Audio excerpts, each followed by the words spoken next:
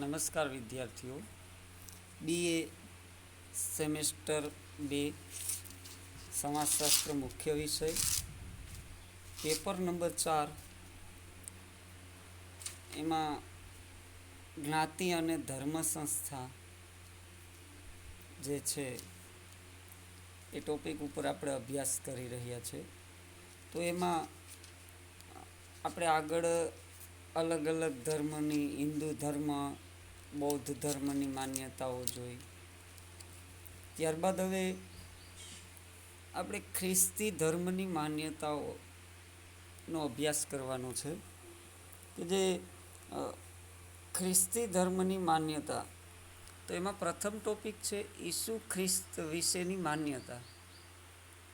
ઈસુ ખ્રિસ્ત વિશે એક મુખ્ય માન્યતા અને શ્રદ્ધા એ પણ છે કે ઈસુ ખ્રિસ્તને જે વધ સ્તંભ છે એની ઉપર ચડાવવામાં આવ્યા હતા, ત્યારબાદ મૃત્યુ પામ્યા અને તેમની દફનવિધિ કરવામાં આવી અને ત્રીજે દિવસે તેઓ સજીવન થયા હતા.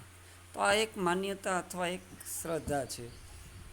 સજીવન થયા બાદ 40 દિવસ સુધી એમણે સ્વર્ગારોહણ કર્યું. તે દરમિયાન તેમણે તેમના દૂતો અને જે શિષ્યો હતા એમને દર્શન આપ્યા, પાપીઓને માફી આપી અને પોતે ઈશ્વરના પુત્ર હોવાનો વિચાર રજૂ કર્યો અને શિષ્યોને પોતાના ઉપદેશનો પ્રસાર કરવાનું તેમજ ખ્રિસ્તી ધર્મમાં દીક્ષા આપવાનું કાર્ય સોંપ્યું હતું. ઈસુ ખ્રિસ્ત સાચા માનવ અને ઈશ્વર હોવાની માન્યતા અને શ્રદ્ધા પ્રવર્તે છે. ઈસુ જન્મ પાપ નિવારણ માટેની દૈવી યોજનાનો એક ભાગ છે એવી એક દ્રઢ માન્યતા છે. ત્યારબાદ બીજી માન્યતા છે કે જે ત્રિમૂર્તિ અંગેની માન્યતા, કે બાઇબલમાં ખ્રિસ્તી ધર્મ જે છે એ બાઇબલ એનો પવિત્ર ગ્રંથ છે અને એમાં એકેશ્વરવાદનો જે સિદ્ધાંત ત્રિમૂર્તિના ખ્યાલ દ્વારા રજૂ થયો છે. આ ખ્યાલ મુજબ ઈશ્વર એક છે અને તે ત્રિગુણાત્મક સ્વરૂપ છે, કે જે એકેશ્વરવાદ એટલે એક જ ઈશ્વર પણ 3 સ્વરૂપમાં છે. ખ્રિસ્તી ધર્મ અનુસાર પિતા, પુત્ર અને પવિત્ર આત્મા મળીને બનેલો એક ઈશ્વર છે, કે જે પિતા, પુત્ર અને પવિત્ર આત્મા આ 3 ગુણોનો મળેલો ઈશ્વર છે. ઈશ્વર એક દૈવી શક્તિની ત્રિગુણી વ્યક્તિમત્તા ધરાવે છે તેવી માન્યતા અને શ્રદ્ધા ખ્રિસ્તી ધર્મમાં પાયાનો ખ્યાલ ધરાવે છે. આ અર્થમાં ખ્રિસ્તી ધર્મ ત્રિરૂપેશ્વરવાદી છે. ઈસુ ખ્રિસ્ત પોતે ઈશ્વરના પુત્ર હોવાનો વિચાર રજૂ કર્યો, એટલે કે ઈશ્વર પિતા છે, ઈસુ પુત્ર છે અને દરેક વ્યક્તિ ઈશ્વરનું સંતાન છે તથા આત્મા અમર છે. આમ ખ્રિસ્તી ધર્મ અનુસાર ઈશ્વર સર્વવ્યાપી ત્રિમૂર્તિના માનમાં ઈસ્ટર પછી 7મા રવિવારના દિવસે ટ્રિનિટી સન્ડે ઉજવવામાં આવે છે અને હિન્દુ ધર્મમાં બ્રહ્મા, વિષ્ણુ અને મહેશ્વરની જે ત્રિમૂર્તિ છે, તો એ પ્રમાણે ખ્રિસ્તી ધર્મ એ અનુસંધાને આપણને જોવા મળે. ત્યારબાદ જે ગુરુ દત્તાત્રેય જે છે તો એના 3 મુખો જે છે તો એ પણ અહીંયા માન્યતા મળતી આવે છે. તો આ ત્રિમૂર્તિનો ખ્યાલ એ 3નું સંયોજન હોવાની માન્યતા અને શ્રદ્ધા દ્વારા એક એકેશ્વરવાદને એમાં રજૂ કરવામાં આવ્યો. ત્યારબાદ ત્રીજી માન્યતા છે જગત ઈશ્વરનું સર્જન છે, કે બાઇબલ અનુસાર વિશ્વ જગત જે છે એ દૈવી છે. ઈશ્વરે પૃથ્વીનું સર્જન કરીને તેના પરની બધી વસ્તુઓનું બિનસાંપ્રદાયિકરણ કર્યું.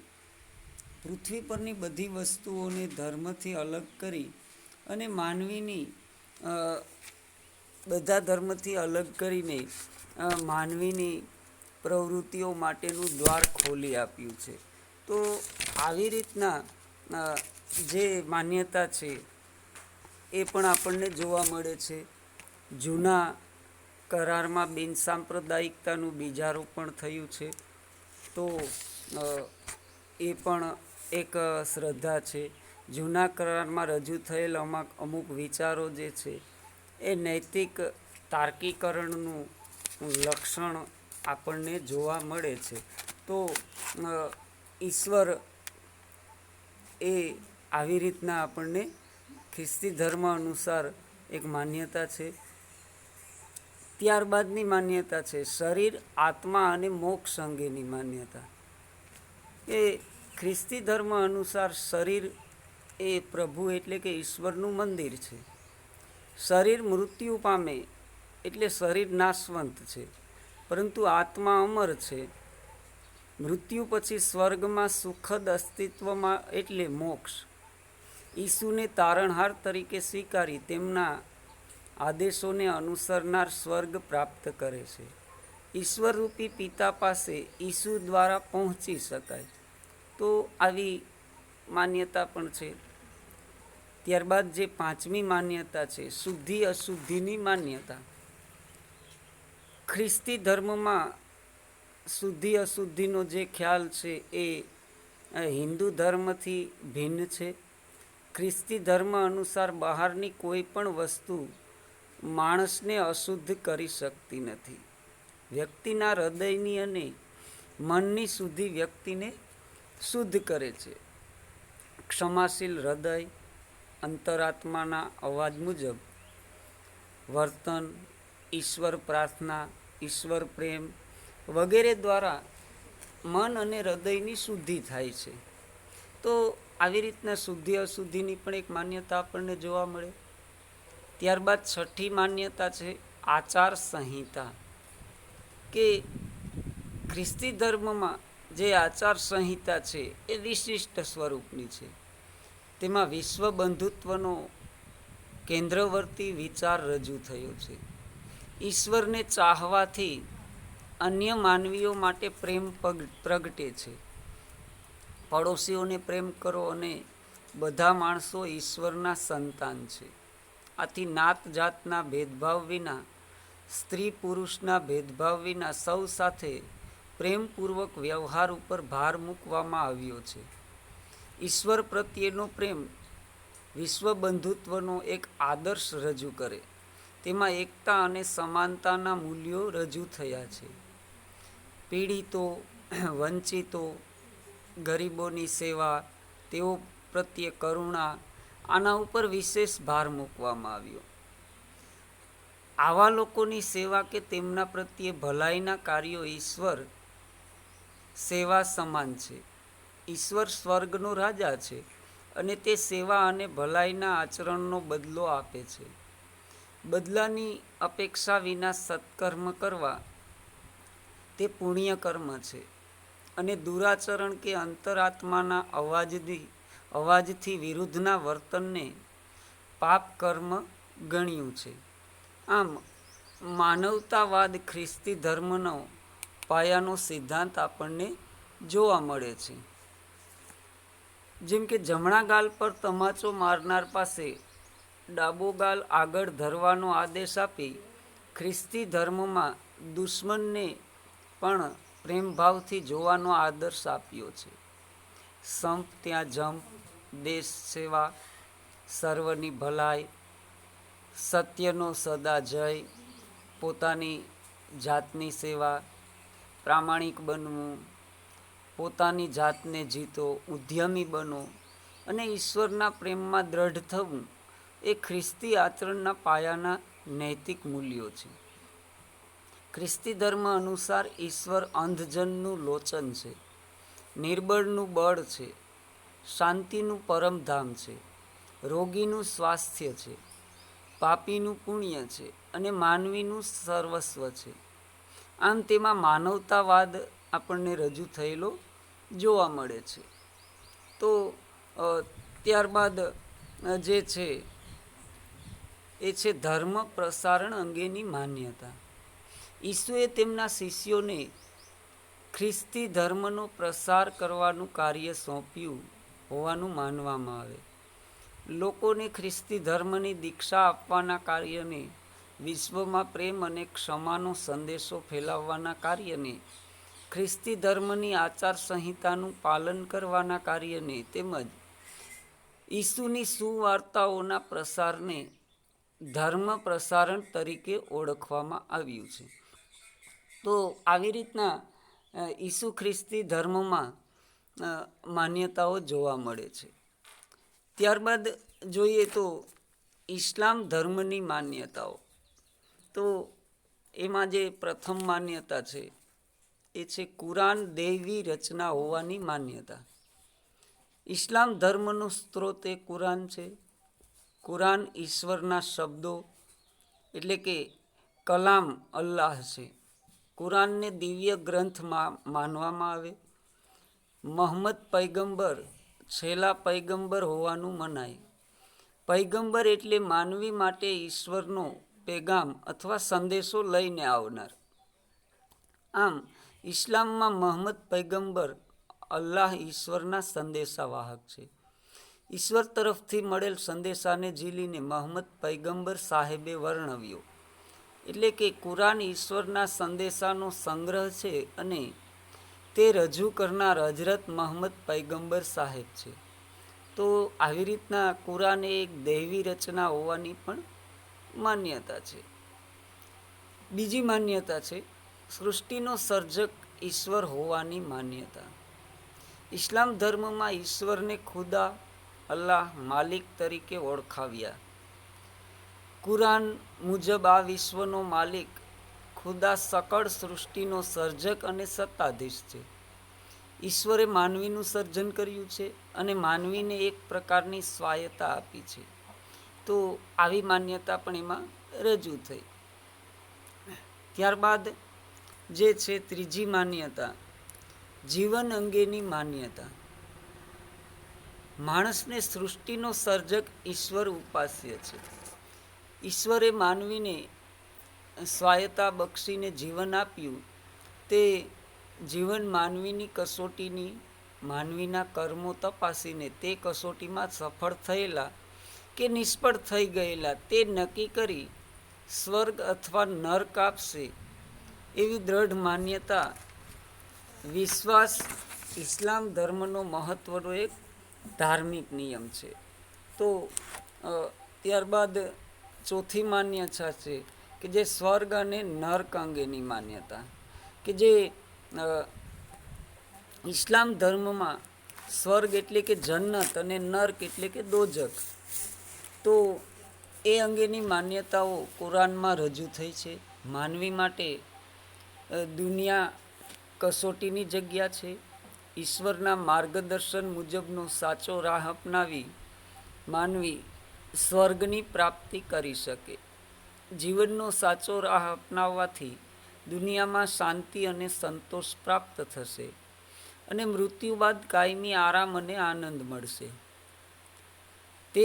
તે રાહ અપનાવવાથી આ દુનિયામાં સંઘર્ષ અને બેચેની મળશે અને મૃત્યુ બાદ કાયમી દુઃખ અને મુસીબત મળશે, જેને નર્ક માનવામાં આવ્યું છે. તો આવી રીતના ઇસ્લામ ધર્મમાં પણ સ્વર્ગ અને નર્ક અંગેની માન્યતા જોવા મળે છે.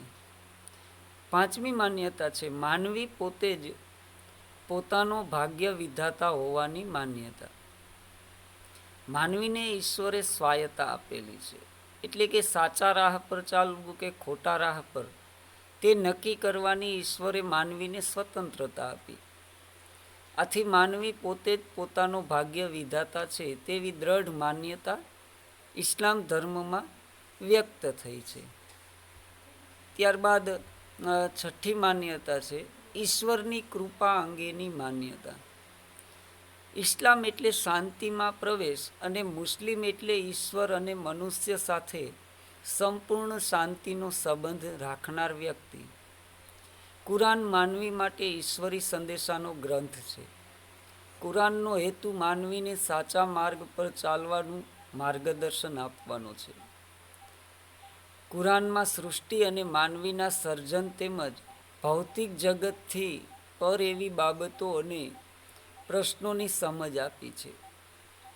આવી સમજ આપવા પાછળનો હેતુ માનવીના સર્જનના મૂળભૂત હેતુ વિશે માનવીની ગેરસમજ દૂર કરવાનો અને ત્યારબાદ એને સાચે રસ્તે ચાલવાનું માર્ગદર્શન આપવાનું હોવાની એક માન્યતા છે. સાચો રસ્તો એટલે કલમાનું પઠન, નમાજ પઢવી, રોજા કરવા, જકાત અને હજ કરવા. કલમા કુરાનનું ફરમાન છે. નમાજ એટલે પ્રાર્થના, રોજો એટલે દિવસનો ઉપવાસ, જકાત એટલે દાન કરવું અને હજ એટલે મક્કાની યાત્રા કરવી. આવી જીવન રીતિ દ્વારા માનવી ઈશ્વરની કૃપા મેળવી શકે તેવી માન્યતા પણ એક વ્યક્ત થઈ છે. ત્યારબાદ 7મી માન્યતા છે એકેશ્વરવાદ. કલમા કુરાનનું મૂળ સૂત્ર છે. તે ઇસ્લામનું દીક્ષા વાક્ય છે. તે ઇસ્લામ ધર્મ પ્રત્યેની શ્રદ્ધાને વ્યક્ત કરતું સૂત્ર છે. આ સૂત્રનો અર્થ એવો થાય છે કે અલ્લાહ સિવાય બીજા કોઈ ઈશ્વર નથી અને મોહમ્મદ સાહેબ તેના પૈગંબર છે. ઇસ્લામ ધર્મ અંગીકાર કરવા માટે આ સૂત્રનું ઉચ્ચારણ કરવું જરૂરી માનવામાં આવ્યું છે.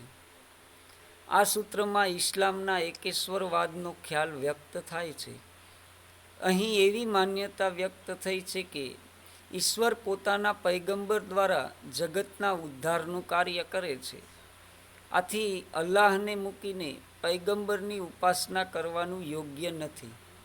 એટલે સર્વોપરી ઈશ્વર કરતાં નિમ્ન સ્તર એવા દિવ્ય તત્વની ઉપાસનાનો ઇસ્લામ ધર્મમાં નિષેધ છે. ત્યારબાદ 8મી અને અંતિમ માન્યતા છે કે ઈશ્વરના સાક્ષાત્કાર અંગેની માન્યતા. કે સૂફીઓ ઈશ્વરના સાક્ષાત્કાર એટલે કે આધ્યાત્મિક તરીકા ઉપર ભાર મૂક્યો. આધ્યાત્મિક તરીકો એટલે પ્રેમ અને પવિત્ર માણસ.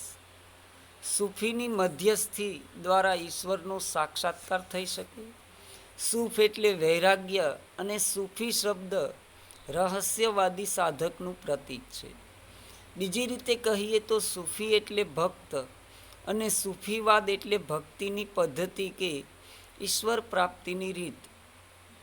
આમ ભક્તિ દ્વારા ઈશ્વરનો સાક્ષાત્કાર થઈ શકે એવી માન્યતા ઇસ્લામના રહસ્યવાદમાં જોવા મળે છે. તો આવી રીતના ઇસ્લામ ધર્મમાં આપણને ઈશ્વર, ધર્મ, નિયમો, પરંપરાઓ એના વિશેની અલગ અલગ માન્યતાઓ જોવા મળે છે. ત્યારબાદ હવે આપણે જે જોઈએ તો શીખ ધર્મની મુખ્ય માન્યતાઓ કે જે આપણે હવે પછીના લેક્ચરમાં એનો અભ્યાસ કરીશું.